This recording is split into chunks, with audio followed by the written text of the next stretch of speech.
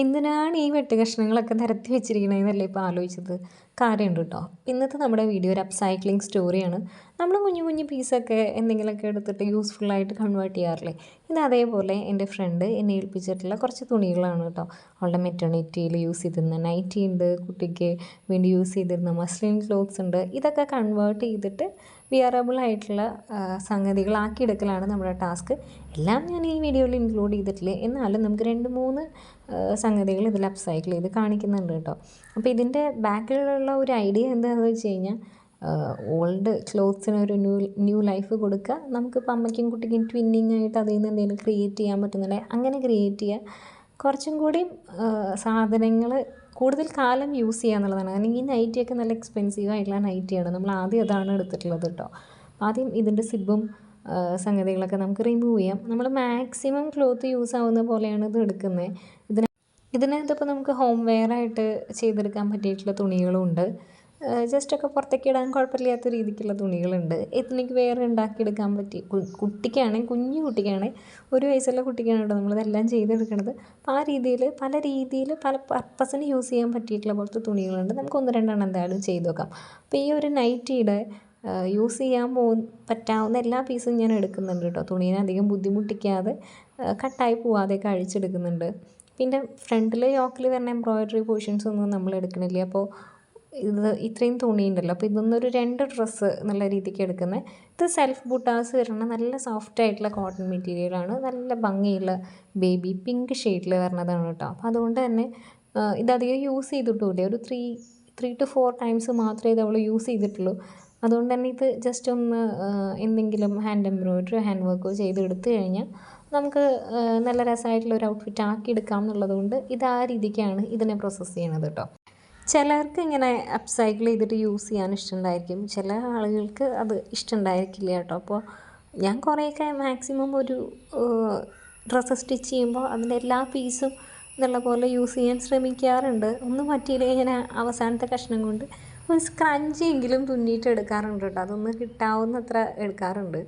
അതിപ്പോൾ അങ്ങനെ കളയാൻ മടിയാണെന്ന് ചോദിച്ചാൽ ചില തുണികൾ വളരെ എക്സ്പെൻസീവ് ആയിട്ടായിരിക്കും ഉണ്ടാവുക. അപ്പോൾ അതിൻ്റെ എല്ലാ കുഞ്ഞി കഷ്ണങ്ങളും യൂസ് ചെയ്യുക എന്നുള്ളതാണ് അതിലൊരു പോയിന്റ് കേട്ടോ. അപ്പോൾ ഞാൻ ഈ ഒരു ത്രെഡ് കട്ടർ വെച്ച് സീം റിപ്പർ വെച്ചിട്ട് അതൊക്കെ അഴിച്ചെടുത്തിട്ടുണ്ട്. എന്നിട്ട് ഞാൻ കട്ട് ചെയ്തെടുക്കുകയാണ്. ഇതൊന്നും ഞാനൊരു ഷർട്ട് ഡ്രസ്സും ചെയ്യുന്നുണ്ട്, സാധാ ഒരു പ്ലീറ്റൊക്കെ വരണ ഒരു ഫ്രോക്കും ചെയ്യുന്നുണ്ട് കേട്ടോ. ഇത് അത്യാവശ്യം കട്ടിയുള്ള തുണിയായതുകൊണ്ട് നമ്മളിതിലേക്ക് ലൈനിങ്ങും കാര്യങ്ങളൊന്നും കൊടുക്കുന്നില്ല. വളരെ കോസ്റ്റ് എഫക്റ്റീവായിട്ടാണ് നമ്മളിത് ചെയ്തുകൊണ്ടിരിക്കുന്നത്. ഇപ്പോൾ ഷർട്ട് ഡ്രസ്സ് ആയതുകൊണ്ട് ഫ്രണ്ടിൽ ഓപ്പൺ പറഞ്ഞുകൊണ്ട് ഒരു 1/2 ഇഞ്ച് ഞാൻ ഇപ്പുറത്തേക്ക് നീക്കി വെച്ചിട്ടാണ് കട്ട് ചെയ്തിട്ടുള്ളത്. നിങ്ങളത് ശ്രദ്ധിച്ചിട്ടുണ്ടാവും എന്ന് വിചാരിക്കുന്നു.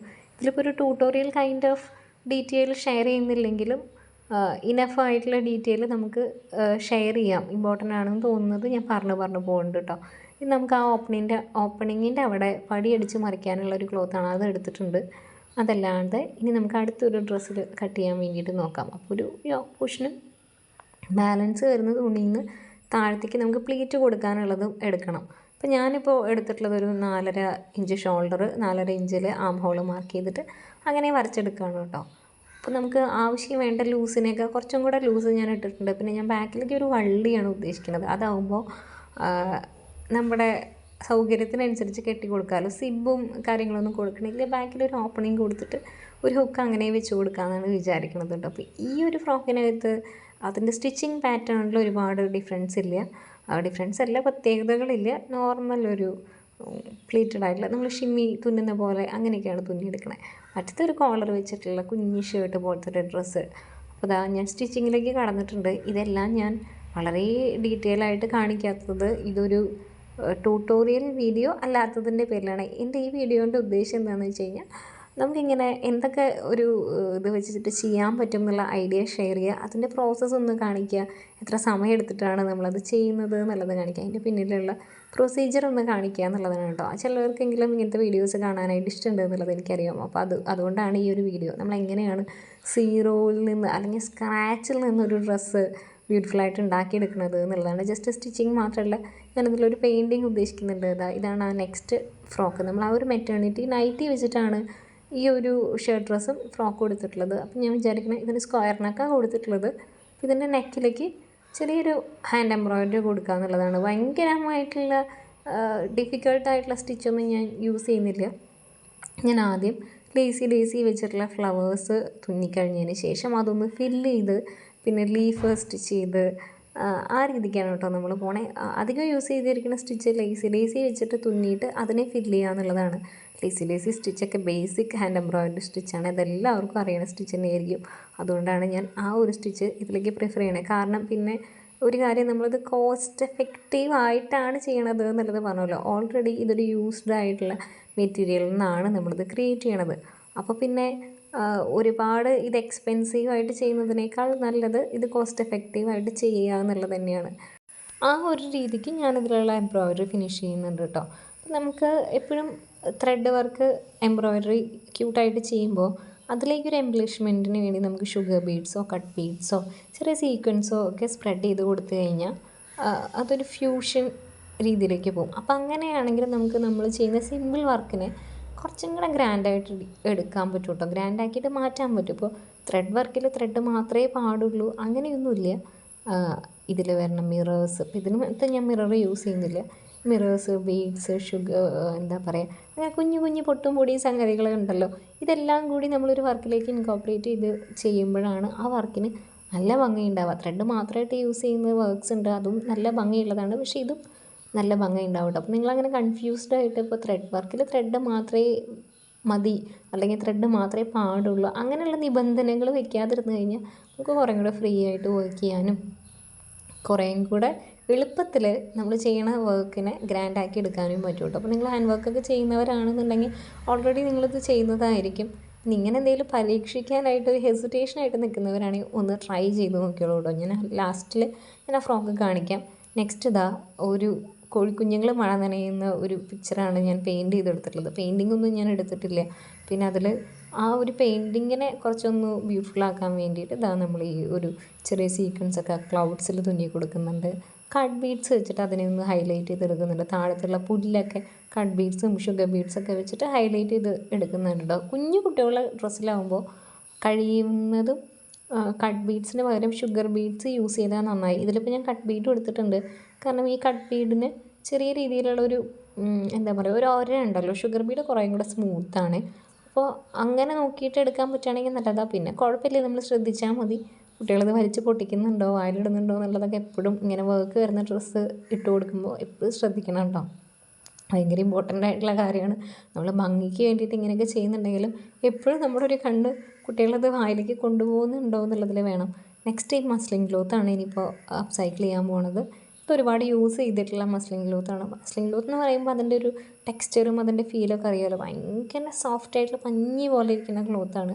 അപ്പോൾ അതുകൊണ്ട് തന്നെ ഇത് ഒത്തിരി യൂസ് ചെയ്തിട്ടുള്ളത് കൊണ്ട് നമുക്കിത് വീട്ടിലിങ്ങനെ കുറുക്കൊക്കെ കൊടുക്കുമ്പോൾ ഇട്ട് കൊടുക്കാൻ ഉള്ള കുഞ്ഞു ഫ്രോക്സ് അങ്ങനെയാണ് കേട്ടോ ചെയ്യണേ. അപ്പോൾ ഒരു ക്ലോത്തിൽ നിന്ന് 2 ഉടുപ്പ് കിട്ടുന്ന പോലെയാണ് ചെയ്യണത്. എനിക്ക് 3 മസ്ലിൻ ക്ലോത്താണ് അവൾ തന്നിട്ടുണ്ടായിരുന്നത്. അതിൽ 2 മസ്ലിൻ ക്ലോത്ത് വെച്ചിട്ട് ഞാൻ 4 ഫ്രോക്സും ഇപ്പം ഞാൻ ഈ അയൺ ചെയ്യുന്ന മസ്ലിൻ ക്ലോത്ത് വെച്ചിട്ട് ഒരു സിംഗിൾ ഫ്രോക്കാണ് ചെയ്തിട്ടുള്ളത് കേട്ടോ. കാരണം ഇതിലേക്ക് നമ്മൾ വേറെ ലൈനിങ്ങൊന്നും എടുക്കുന്നില്ല. അപ്പോൾ ഈ ഒരു പാറ്റേണിൽ ഞാൻ ലൈനിങ്ങിൻ്റെ ഒരു പോർഷനും അതേ ക്ലോത്ത് തന്നെ വെച്ചെടുത്തത് കൊണ്ട് ഈ ഒരെണ്ണം എനിക്കൊരൊറ്റ ഫ്രോക്കായിട്ടാണ് കിട്ടിയിട്ടുള്ളത് കേട്ടോ. അപ്പോൾ സിമ്പിളായിട്ടുള്ള ഡിസൈനാണ്, അധികം കോംപ്ലിക്കേറ്റഡ് ആയിട്ടുള്ള ഡിസൈനിലേക്കൊന്നും പോയിട്ടില്ല. ഈ പറഞ്ഞ പോലെ ഓൾറെഡി യൂസ്ഡ് ആയിട്ടുള്ള തുണിയാണ്. അപ്പോൾ നമ്മൾ കോസ്റ്റ് എഫക്റ്റീവായിട്ടാണ് ചെയ്യുന്നത്. ഒരുപാട് എക്സ്പെൻസീവായിട്ട് ഇപ്പോൾ നമുക്ക് തുണീനേക്കാൾ വളരെ എക്സ്പെൻസീവായിട്ട് സ്റ്റിച്ചിങ് ചാർജ് വരുന്ന രീതിക്ക് അത് ചെയ്യണില്ല കേട്ടോ. ഏറ്റവും സിമ്പിളായിട്ട് എന്നാൽ ഏറ്റവും യൂസ്ഫുള്ളായിട്ട് എങ്ങനെ ചെയ്യാൻ പറ്റും അങ്ങനെയാണ് കേട്ടോ നമ്മളിതിന് മാറ്റിയെടുക്കുന്നത്. ഈ യോക്ക് പോർഷൻ കട്ട് ചെയ്തെടുത്തിട്ടുണ്ട്. അതിൻ്റെ താഴേക്ക് കുറച്ച് ഫ്രിൽസ് കിട്ടുന്ന പോലെ, വളരെ കുറച്ച് ഫ്രിൽസാണ് കിട്ടുക. ആ ഒരു രീതിക്ക് അതിൻ്റെ സ്കേർട്ട് പോർഷനുള്ള തുണി കട്ട് ചെയ്ത് മാറ്റിയിട്ടുണ്ട്. ഇനി നമുക്ക് ബാലൻസ് വരുന്ന പോർഷനിൽ നിന്ന് ആ യോക്കിലേക്കുള്ള ഒരു ലൈനിങ് പാർട്ട് വേണം. കാരണം ഇതൊരു സ്ട്രാപ്പ് വരുന്ന രീതിക്കാണ് ഞാൻ ഈ ഒരു ഫ്രോക്ക് ചെയ്യണേ. അപ്പോൾ സ്ട്രാപ്പിനുള്ള ഒരു കഷ്ണം ക്ലോത്ത് കട്ട് ചെയ്തതിന് ശേഷം ബാക്കിൽ ഒരു വള്ളി കൊടുക്കാൻ വേണ്ടിയിട്ടുള്ള ഒരു ക്ലോത്തും യോക്കിന് ലൈനിങ്ങിന് വേണ്ടിയിട്ടൊരു ഒരു പീസ് ക്ലോത്തുമാണ് നമുക്കതിൽ നിന്ന് കിട്ടുക കേട്ടോ. അപ്പോൾ അതെന്തായാലും ആ സമയത്ത് കട്ട് ചെയ്യാമെന്ന് വെച്ചിട്ട് ഞാൻ മാറ്റുന്നുണ്ട്.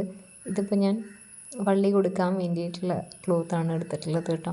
അല്ല, മറ്റേ യോക്കിലെ സ്ട്രാപ്പ് കൊടുക്കാനുള്ള ക്ലോത്താണ് എടുത്തിട്ടുള്ളത്. ബാക്കി ഇത്രയും തുണി വരുന്നുണ്ട് കേട്ടോ. അത് വെച്ചിട്ടാണ് നമ്മൾ ബാക്കിലെ ടൈയും എന്തും കൊടുക്കണത്, ലൈനിങ് പോർഷനും കൊടുക്കണത് കേട്ടോ. അപ്പോൾ ഇതിൻ്റെ സ്റ്റിച്ചിങ് ഒന്നും ഞാൻ കാണിക്കുന്നില്ല, ഞാൻ ഫ്രോക്സ് കാണിച്ചു തരേ. അപ്പോൾ അതാ ഞാൻ എല്ലാം ചെയ്തെടുത്ത് കൊണ്ടുവന്നിട്ടുണ്ട്.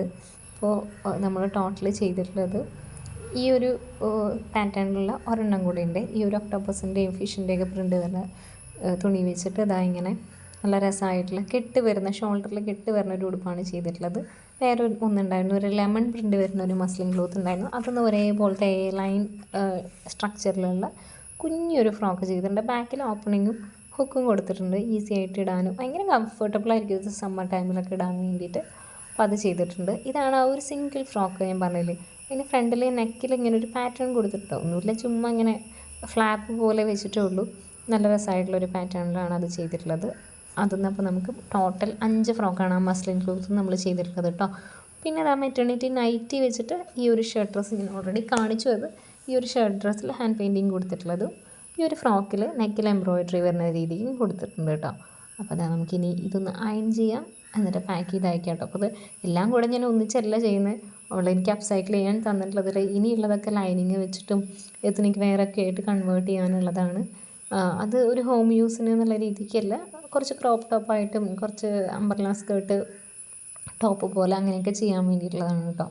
അത് ചെയ്യുന്ന സമയത്ത് അത് വേറൊരു വീഡിയോ ആയിട്ട് ചെയ്യാം. അപ്പോൾ നിങ്ങളുടെ കയ്യിൽ ഇങ്ങനെ കുഞ്ഞു കുഞ്ഞു ക്ലോത്ത്സ് ഇരിക്കുന്നുണ്ട്, നിങ്ങൾക്ക് കളയാനും തോന്നുന്നില്ല, എന്നാൽ ഉപയോഗിക്കാനും പറ്റുന്നില്ല എന്നുള്ളതുണ്ടെങ്കിൽ ഇങ്ങനെയൊക്കെ എന്തെങ്കിലുമൊക്കെ ആയിട്ട് കൺവേർട്ട് ചെയ്തിട്ട് നിങ്ങൾക്ക് തന്നെ സ്റ്റിച്ചിങ് അറിയാമെന്നുണ്ടെങ്കിൽ നിങ്ങൾ തന്നെ ചെയ്യുകയാണെങ്കിൽ കുറേ എന്താ പറയുക ലാഭമായി എന്ന് പറയില്ലേ, അങ്ങനെ കേട്ടോ.